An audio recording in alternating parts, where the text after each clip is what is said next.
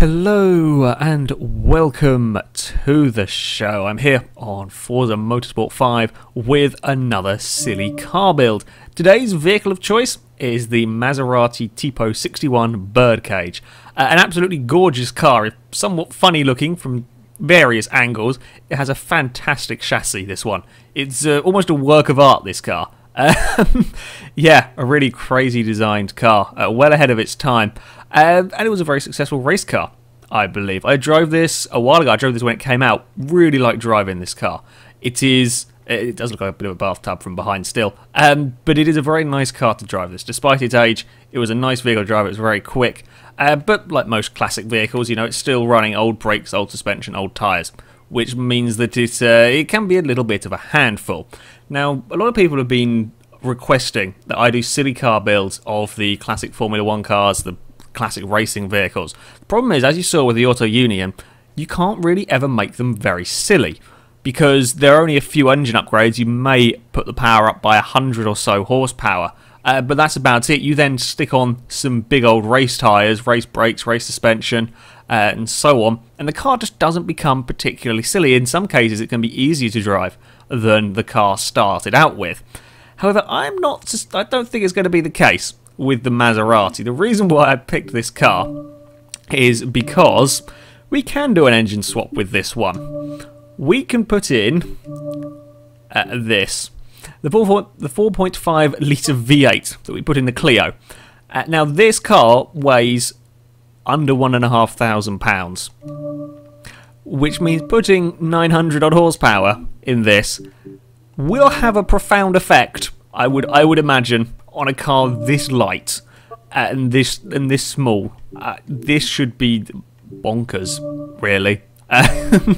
I'm expecting it to most definitely live up to the silly part of this series' title. Have we got no? We got an odd wing, odd position for the wing. I would have thought. I guess you can't put it further back because there's a little latch going on there. Sure. We're going to want... Gee, that puts up the PI massively. Normally, the aero doesn't do that. Never seen the PI go up, so... Yeah, that's that's really surprised me. How much that dumps the PI up, just by giving it some downforce. Tyres, of course, are going to be utterly fundamental to this. We want some nice race tyres on this car. Not really as big a tyres as I would like, looking at the sizes. Yeah, I would like much bigger tyres. That's oh god. I'm going to try to put this much power through basically no weight. And the advantage is this is a car that was designed to be a racing vehicle, so the chassis is very clever and should be fairly good, but it's still quite an old chassis. Right, yeah, we want to dump more weight out of the car. Yeah, that's excellent. I presume we can't do weight reduction on this, can we? No. No, we can't take any more weight out than there already is. Efficiency, again, up 1%. The power has gone up by a lot more than 1%. So we could have issues getting stopped. Although with a car this light, normally the light cars have been faring best on this when it comes to the braking zones. So this car weighing well under £2,000 should be pretty good at getting stopped. I'm also looking at the lateral G's thing. It's actually not bad on this car. Normally on the silly car builds they don't go up that high, I don't think. I never really paid attention. I think that's pretty good though. Also, is the roll cage... Nope, sure enough, the roll cage is an invisible roll cage. Why is it? I don't know. We have no roll cage on this car apparently, but we have never mind. Who cares? If it makes it handle a bit better, I will take it. And then we come to the engine upgrades. This could be the most ridiculous car I think I've built. We know we're going to get a lot of power out of this in something so light and so small. I can't imagine this thing being good to drive somehow. PI is going up, not quite as high as I thought it might go with this, considering like the power to weight ratio and everything on here. It's going to sit around R class, I would think. I mean, once we add in the turbos seem to make the huge difference. Turbos and intercoolers on this engine, dumping a lot of power, so we'll shoot the PI up. 121 horsepower has not made 12 PI difference. The wing made 20. Okay, this is going to be a hard thing to drive. And we stick that up. Weight is still under... God, still under £1,500. Oh dear. Oh dear. I could see this not being controllable. I could see this being... Yeah. Right. Well, now it is time to test this car in true silly car build fashion. We shall be taking it to the Road America West alternate route, where I have 4 laps to set as fast a lap as possible. And I'm going to try and beat the Koenigsegg Agera. When I drove the Agera around here, I did a 1 minute 26.4 within the 4 given laps. So I'm now going to try and beat it in my crazily overpowered Maserati. PI-wise, the Agera was towards the top of S-Class. I think it was 780 PI. This one is a little bit higher on the PI front, so technically speaking, this should be a quicker car. I'm not sure I can control this. I'll be honest. It's very narrow and claustrophobic in this cockpit. Right. Here we go. Please don't be as bad as I think you will be. Not filling me with confidence coming up towards this first corner. I'll be honest. Right, carefully does it, carefully doesn't do it, carefully makes it go sideways. I'd hate to think what aggressive does. Okay, here is a straight bit of road. Can we put down the oh god, I'm in 4th gear and I cannot go full throttle without it spinning the wheels up. Oh, we've got understeer. What is that? Why have we got understeer there? We've taken out some Chevrolet boards. Okay, that's not very good. What? No. I've not had a car struggle going flat out through there since the Alpha, and the Alpha was on 3 wheels for most of the lap. Oh dear, this is difficult to drive. Okay, if we so much as touch the throttle, it goes sideways. It spins the wheels up constantly. In 3rd or 4th gear at a straight line, it still wants to spin the wheels up. Or at least the controller is certainly vibrating away. It might be just on the edge of spinning the wheels up and making tyre smoke if it isn't. So, oh god, get on the track. Oh, this thing is... No, stop it. I just want to go to straight line. Are we going to be able to go around here? No, we're going to go very sideways through there. This is every bit as stupid as I expected it to be. In 4th gear, I cannot put the power down. There is... there is just... Yeah, nothing. I need the concrete handling pack in the back of this car to try and keep the back end vaguely on the track. And stop sliding through this long corner. No, no, we've had a very big slide. This is just useless. The throttle is just... It is absolutely a useless part of this car. You have 2 options. Either going nowhere or spinning the wheels and probably going sideways into something. No, come on now. Come on now. Through the first corner. We're sideways into the first corner. Not good because there is a big bump there. Try and catch it for the second part. Okay. Heading down a straight now. Can I put any power down? Nope. Stop. Still wanting to spin the wheels up. In 4th, the controller is still vibrating like mad. In 5th, we're good. Jesus, this is quick. If I could control it, this would be phenomenally fast. Let's do it 170 before we even get round the second part of that sort of mini straight. This is a seriously quick accelerating car. But my god, is it bad to drive. I say bad to drive. It's crazy to drive. It's just no rear end grip. And the tyres constantly... I've never had a car that spun the wheels up as much as this. Really, there is just nothing else like it. I guess, because this car is so very light, and I've got a big engine in the front, there is just no weight over the back. I'll have to check that in the statistics. There is just absolutely no weight over the back of this car, and that could explain why it's so flighty. I get through that. I've got to be so careful. It's still, no, 4th gear, still no good. I still cannot be flat out in this car. If I want to get around a lap without spinning the wheels up, I don't think I could actually use full throttle. Because down, oh no, just turn into the corner and the back end's giving up. I'm trying to use little power. I mean, 90 is about what most cars do around that corner. And this can do it. When looking at the lap time, considering the issues I've been having on that particular lap, that's not a bad lap time in some respects. Every other car I've driven can go flat down here, with the exception of the Alpha. I might have got the Alpha flat through this corner. In 5th gear, and the controller is still vibrating to tell me the wheels are spinning. 180 miles an hour. I still can't do that flat. Oh, brakes aren't quite as good as I'd hoped either. I thought we could stop that there, but apparently not. Yeah, this thing is just constant wheel spin going on. So got to be very careful through here, especially on this next part. The track falls away to your left. I've got to go over there if I want to take the speed around the corner, but I've got to be so careful putting the power down. We do deal with that curb there though quite well. I have to say, for such a light car and a twitchy thing that this is, it deals with the curbs better than expected. Normally very light, very small cars get really thrown around by the curbs. Road America is not a bad place for dangerous curbs. Nürburgring is terrible. There's a few other places that the curbs are a real problem. Yas Marina is another.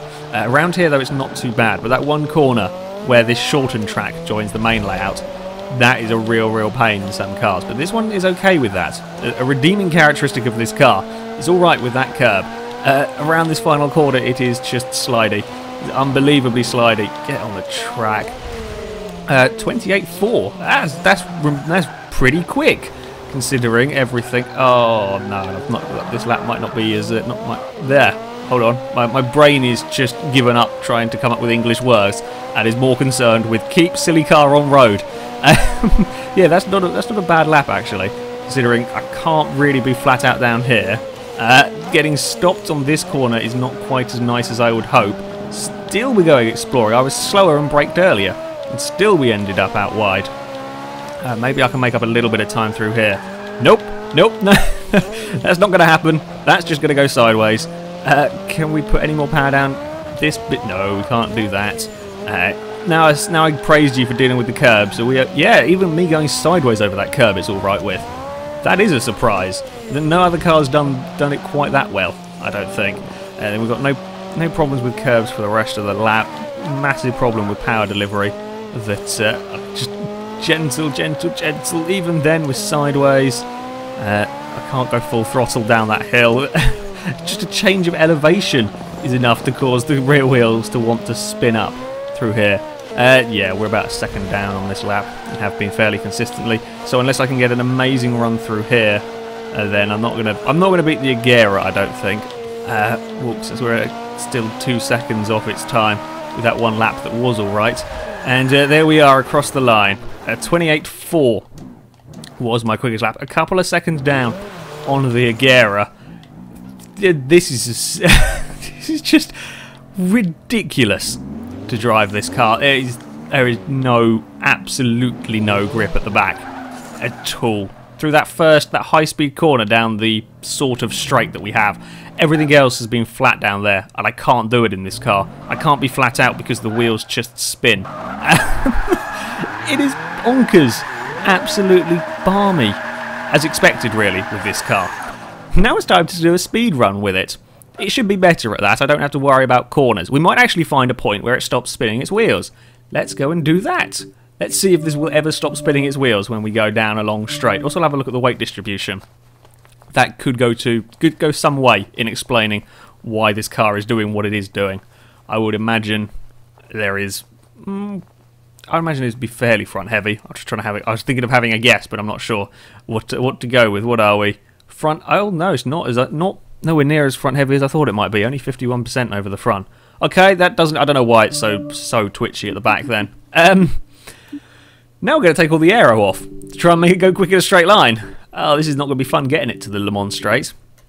How fast do we go? 240. It reckons it'll do. If I tweak the gears, can we get any more out of it? Do you reckon? I don't think so. Just looking at that graph.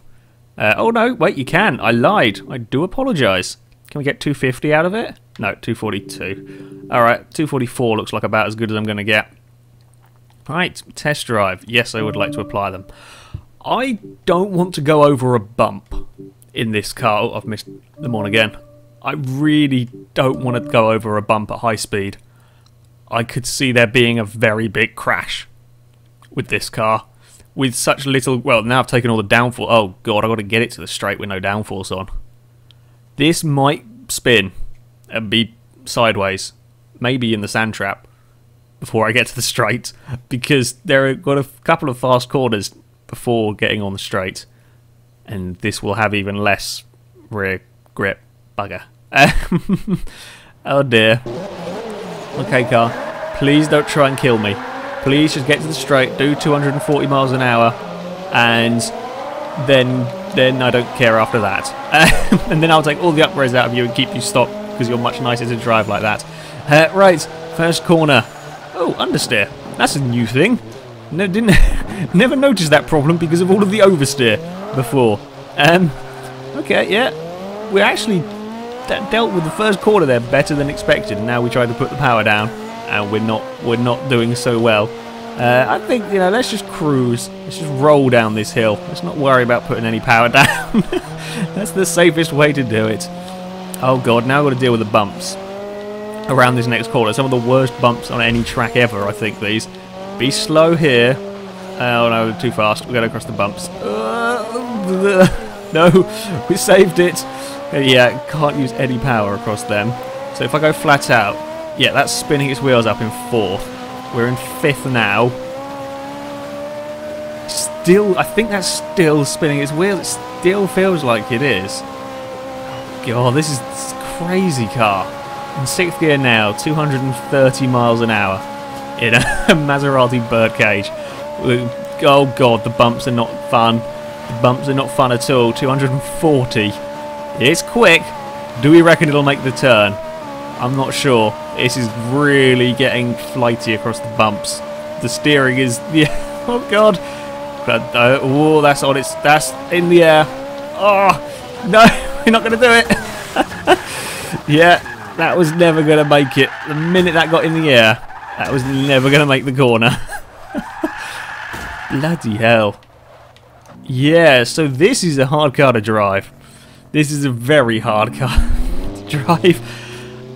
Yeah, I don't think I've ever had a car that just spins the wheels as much as this one does. 4th, nope, still go. 5th, yeah, that still wants to spin the wheels in 5th gear. I'm pretty sure it's spinning in 6th at about 220 at some point as well there. This is a bonkers car. Good fun to try and drive it. And as far as silly cars go, this is probably one of the silliest. It really is. There is just no grip. And bumps, don't want to deal with bumps at high speed with a car like this. Oh, I've lost my rear wing as well at some point in that. But that's not really surprising, to be honest, considering the very lightweight and the incredibly high power. Anyway, that is it for this video, guys. So thank you very much for watching, and until next time, goodbye.